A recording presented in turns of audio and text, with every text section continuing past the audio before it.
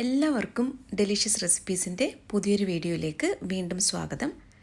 ഇന്ന് ചെറുപയർ പരിപ്പ് വെച്ചിട്ടുള്ള ഒരു ഇഡ്ഡലിയുമായിട്ടാണ് ഞാൻ വന്നിരിക്കുന്നത്.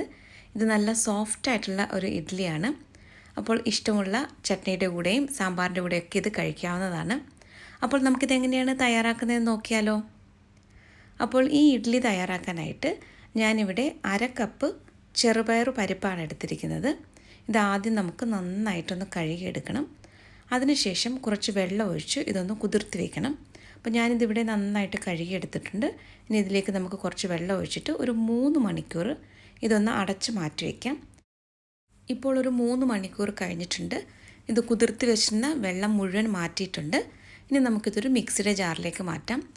ഇതിൽ ഒട്ടും തന്നെ അരിയൊന്നും ചേർക്കുന്നില്ല.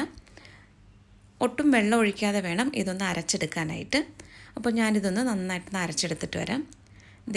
ചെറുപയർ പരിപ്പ് ഇവിടെ നല്ലതുപോലെ ഒന്ന് അരച്ചെടുത്തിട്ടുണ്ട്. ഇനി ഇത് നമുക്ക് ഒരു ബൗളിലേക്ക് മാറ്റാം. ഇനി ഇതിലേക്ക് കുറച്ച് ചേരുവകളൊന്ന് വഴറ്റി ചേർക്കാനുണ്ട്. അപ്പോൾ അതിന് വേണ്ടിയിട്ട് 2 ടീസ്പൂൺ സൺഫ്ലവർ ഓയിലൊന്ന് ചൂടായി വരുമ്പോൾ 1/2 ടീസ്പൂൺ കടുക് ചേർത്ത് നന്നായിട്ടൊന്ന് പൊട്ടിച്ചെടുക്കാം. ഇതിലേക്ക് ഒരു നുള്ള് കായം പൊടിച്ചതും ഒരു പച്ചമുളക് അരിഞ്ഞതുമാണ് ഇപ്പോൾ ചേർത്തത്. കുറച്ച് കറിവേപ്പിലയും കൂടി ചേർത്ത് കൊടുക്കാം. ഇതിലേക്ക് 3 ടേബിൾ സ്പൂൺ ഗ്രേറ്റ് ചെയ്ത ക്യാരറ്റാണ് ചേർത്തത്. ഇത് കൂടുതൽ നേരം വഴറ്റിയൊന്നും എടുക്കേണ്ട ആവശ്യമില്ല. നന്നായിട്ടൊന്ന് മിക്സ് ചെയ്തെടുക്കാം. ചെറുതായിട്ടൊന്ന് ക്യാരറ്റ് വാടി വന്നാൽ മാത്രം മതി. ഇതിപ്പോൾ റെഡി ആയിട്ടുണ്ട്. ഇനി ഇത് നമുക്ക് തയ്യാറാക്കി വെച്ചിരിക്കുന്ന ബാറ്ററിലേക്ക് ചേർത്ത് കൊടുക്കാം. ഇനി ഇതെല്ലാം കൂടി നല്ലതുപോലെ ഒന്ന് മിക്സ് ചെയ്തെടുക്കണം. കുറച്ച് മല്ലിയിലയും കൂടി ഞാൻ ചേർക്കുന്നുണ്ട്. ചെറുപയർ അരച്ചെടുത്തപ്പോൾ ഇതിലൊട്ടും തന്നെ വെള്ളം ചേർത്തിട്ടുണ്ടായിരുന്നില്ല. അടുത്തതായിട്ട് ഇതിലേക്ക് ചേർക്കുന്നത് തൈരാണ്.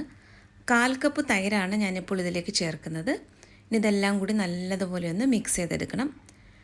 വളരെ പെട്ടെന്ന് തയ്യാറാക്കിയെടുക്കാൻ പറ്റുന്ന നല്ലൊരു സോഫ്റ്റ് ആയിട്ടുള്ള ഇഡ്ഡലിയുടെ റെസിപ്പിയാണിത്. അപ്പോൾ എല്ലാവരും ഒന്ന് ട്രൈ ചെയ്ത് നോക്കാനായിട്ട് മറക്കരുത്. ട്രൈ ചെയ്ത് നോക്കിയിട്ട് നിങ്ങളുടെ ഫീഡ്ബാക്ക് കൂടി തന്നാൽ വളരെ നന്നായിരുന്നു.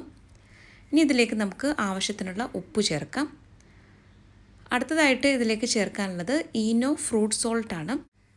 1/2 ടീസ്പൂണാണ് ഇപ്പോൾ ചേർത്തത്. റെഗുലർ ഈനോ ഫ്രൂട്ട് സോൾട്ടാണ് ഞാനിവിടെ ഉപയോഗിച്ചിരിക്കുന്നത്.